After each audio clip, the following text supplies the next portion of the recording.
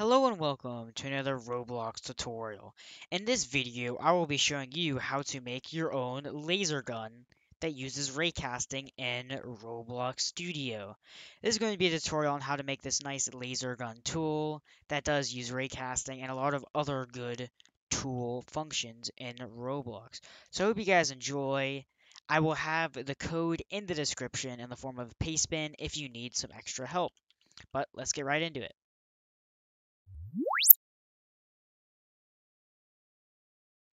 So I have a model here, which is a basic looking gun. It only consists of 3 parts right now. There's a few things we have to do to the model before we can start scripting our laser gun. So the first thing I'm going to do is I'm just going to take one of these parts, just duplicate them so I have a basic template, and I'm going to position it around here, I think. I'm going to resize it to be about there. And this will be the position where we want our laser to spawn. And I'm going to name this part the origin. And I'm also going to make it completely transparent and probably turn can collide off. All of these parts in this model should have can collide off because when you have a tool, you never want to have your can collide on. So that is our origin part done. And by the way, these are all grouped into a model named gun. And the next thing we have to do is weld all of these. So I'm going to highlight all of them. I'm going to click my grip, hold shift, and then click the origin at the very bottom. And you can see they're all highlighted. I'm going to go to model, then create, then weld, click weld. And in order to make sure all of your parts are welded properly, go to right next to the create button. There's the show welds and all of these options. I just turn all of them on so I can see all of my welds.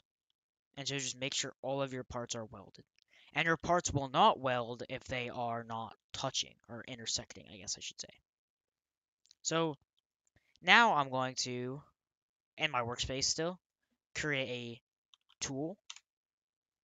And I'm going to parent this gun model to the tool. And I want to take whichever part I want my handle to be. So this will be my handle part right here, like where the character will hold it. It's named grip right now. I'm going to take it from my gun and put it in my tool and name it handle. Spelling is key, like just right there, I spelled it wrong. So make sure it's capital H handle and it's parented directly to our tool. And I'm going to name this tool my laser gun. And now if I were to take this laser gun and put it into the starter pack, if I were to play this and pull out my laser gun, you can see it's angled kind of weirdly. So I have a plugin for this. It is a tool grip editor by EgoMoose. I will link it in the description. So I'm just going to click that. Here's my laser gun. I'm going to change the movement and just rotate a little bit. There we go. And change it so I can move it around. Just make it, position it to where you think the player should be holding it. This is only personal preference. I just do this so it looks a little bit better. And that's about good. So I'm just going to get out of that. That's not very important in this tutorial. I just wanted to show you that very helpful plugin. So now if I play this again,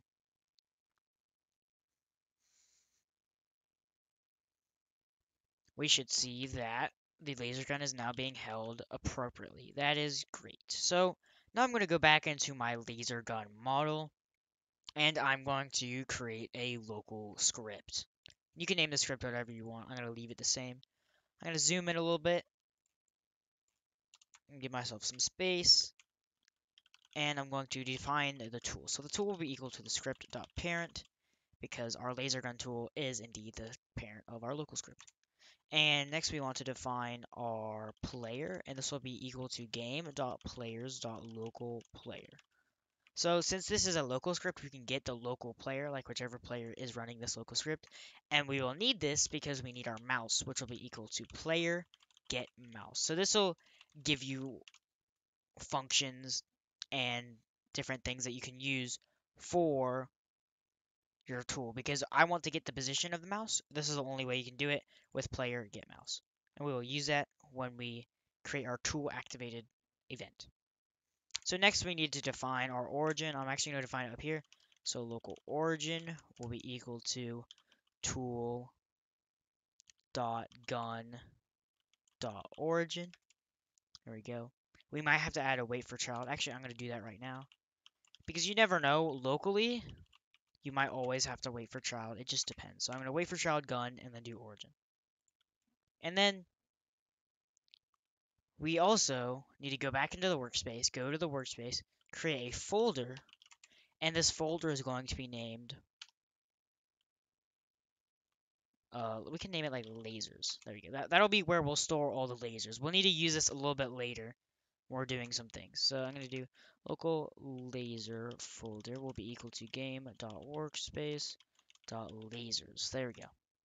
So that should be just about all of our variables done. We will get to some a little bit later, but for now we can start on our tool dot activated event. So with this event, we're going to connect a function. So this will fire whenever our tool is clicked or touched or any. This fires on any platform, so console, PC, and mobile, which is great. That's exactly what we want. And we want to get the mouse position. And this will be equal to mouse.hit.p. So this gets the C frame of the mouse.hit, and then gets the position. So this is a vector3 position for the mouse. And we'll need this when we want to give our mouse position to the server. We also need to get the origin position, and this will be equal to the origin dot position. This is the current vector3 of our origin part. And now I'm going to go into replicated storage and create a remote event, and I'm going to name this laser fire. And the reason we're making a remote event because when we want to spawn our laser and when we want to detect for kills and kill players or humanoids or any humanoids with this laser gun, we want to do it on the server. So we're going to need a remote event to communicate from the client to the server with all of this information that we have from the client. So I'm going to go, let's say above the laser folder, I'm going to say local laser fire event is equal to game.replicated storage dot laser fire. There we go. And now in my tool activated event, I'm going to say laser fire event fire server, and I'm going to send in my mouse position and my origin position. There we go. So now we can go into server script service and create a script. And the first thing I'm going to define in the script is the laser fire event. Laser fire event. This will be game dot replicated storage dot laser fire. There we go. So now we're going to get our laser fire event dot on server event. So this will fire whenever the client tries contacting the server. And we're going to connect a function, and this function will take in 3 parameters, not 2. It'll take the player who sent it, then the mouse position, and then the origin position. So just to make sure everything's working, I'm going to print player.name fire the event. So let's go in. Okay, there's an error. This is a very weird error. Sometimes this happens. You got to check whenever there's no number, or not number, code line thing. Like there's some weird error, so I just had to fix that real quick. Don't know why that happens, but it happens to me sometimes. So now if I pull out my laser gun and I click, you can see it says my name fired the event. So now we know we have communication between the client and the server. So now we can start the raycasting. And this will be a pretty straightforward raycast. I'm just going to define local result, and this will be equal to workspace raycast. And this takes in the origin position. But then for the direction, we're actually going to need to define something special. So I'm going to make some space, define the direction, and this will be equal to the mouse position minus the origin position. And we need to put parentheses around this, and this will be dot unit And you can multiply this by whatever. This will be the range of the laser. So I'm going to say 50. And actually, instead of doing this, I'm going to go up here and say local range equals 50. And this is the range in studs that the laser will be able to detect hits. And I'm just going to multiply this by range. So what this does, this gets the direction of our ray.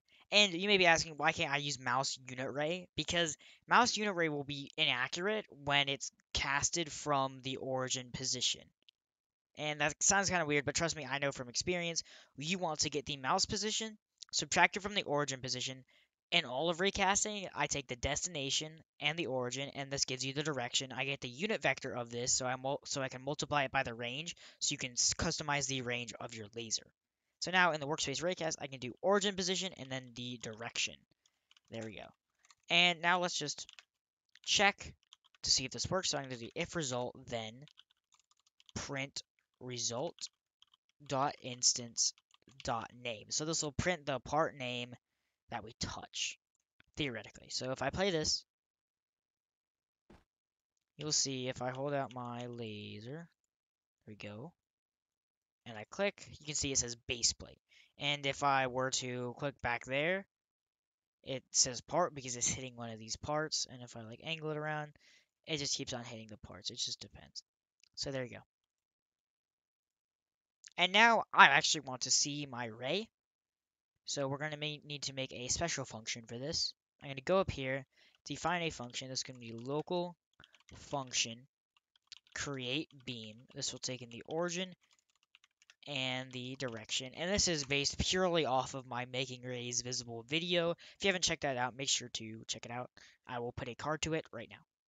So in this function, we're going to define a midpoint, and this will be the origin plus the direction divided by 2. So this will get the exact middle of our array, which is great because we can now define a part, which will be equal to instance.new, if I can spell it, part, there we go. And now we just need to customize this part. So a lot of these customizations are optional. Some of them, like part.anchored, are not. So part.anchored should be true. Part.canCollide should also be true, or false, I mean. And we also want to set the part.parent to our lasers folder. I'm going to define that up here. So local lasers laser folder. This will be equal to game.workspace.lasers. There we go. So I'm going to define the laser folder. There we go. So part.parent will be equal to the laser folder. This will be useful later. I'll show you how it'll be useful later. So this is the optional stuff. Right here, I'm going to define the material. This will be part.material will be equal to enum.material.neon. So it's bright.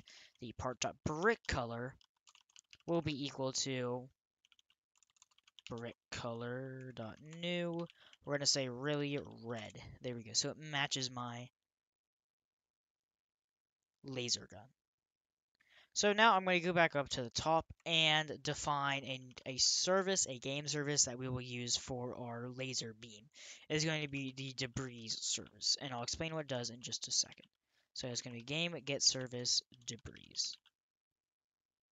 And what we're going to do with the service is we're going to say debris add item part, and let's just say 1.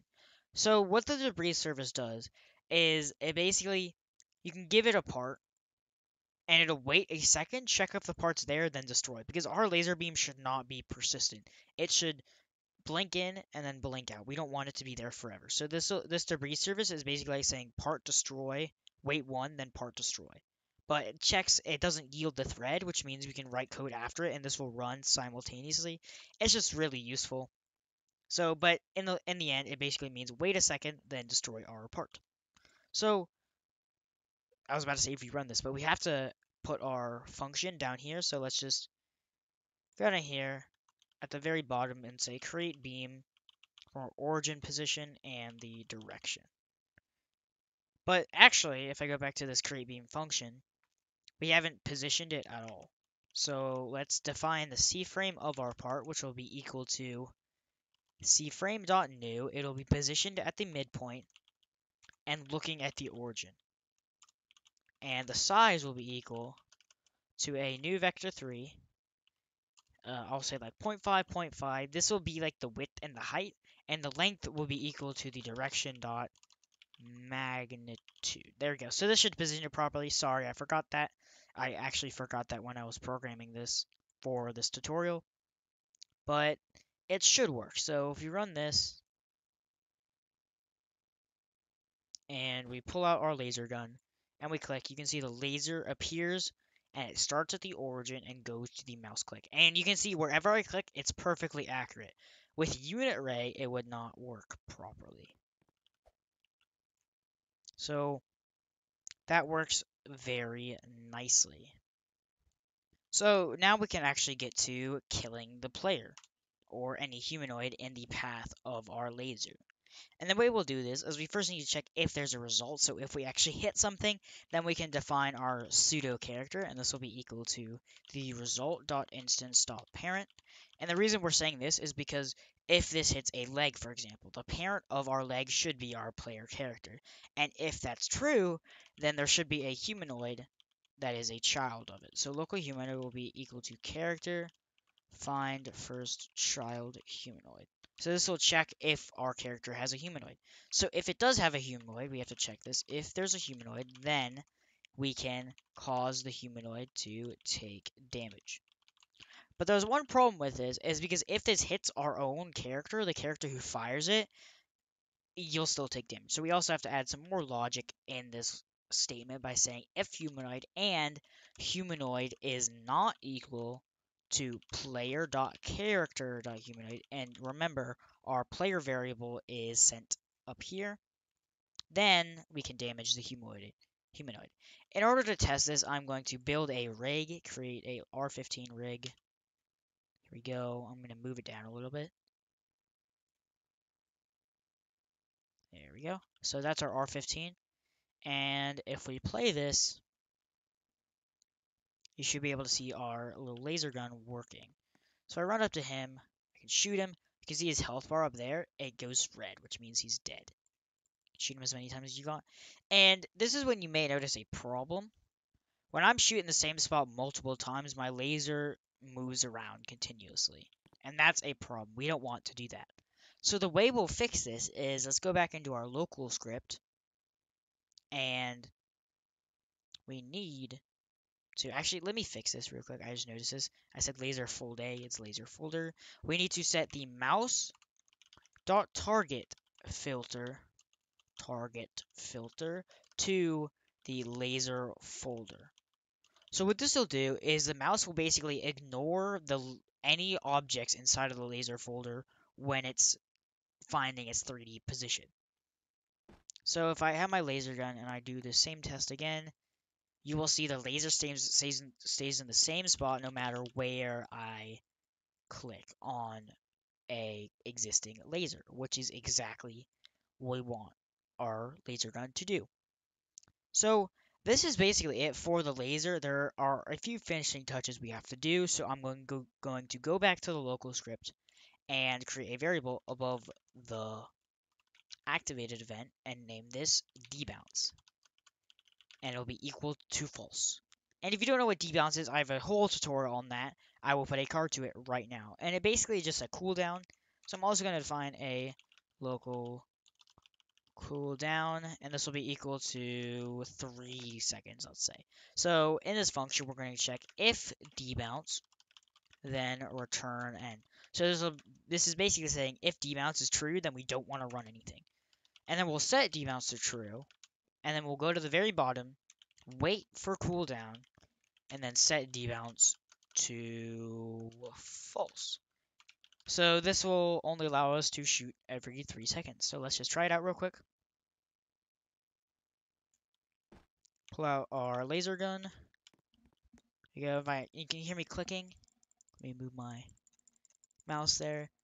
So I'm spam clicking. It's not shooting. It's only shooting every 3 seconds, which works perfectly. And you can customize all of these values to your liking. So for example, you can change this number right here for how long you want the laser to exist. You can change these numbers right here for the width and height of your laser. You can change the range, obviously, you can change the damage. So all these values are customizable, but this is just a basic laser. So I hope you guys enjoyed this video. It was a lot of fun to make. This is a very useful concept using raycasting and the player's mouse simultaneously. You will use it a lot, trust me, I know from experience. And you also get to use this cool little CreateBeam function. And by the way, if you don't know how it works, just check out my other video on it. And yeah, that's about it. So I hope you guys enjoyed. Make sure to like and subscribe if you do. If you have any suggestions or questions, please comment them down below because it is a pretty in-depth tool. It's using some advanced raycasting, but it still is pretty fun. So I hope you guys have a nice day and goodbye.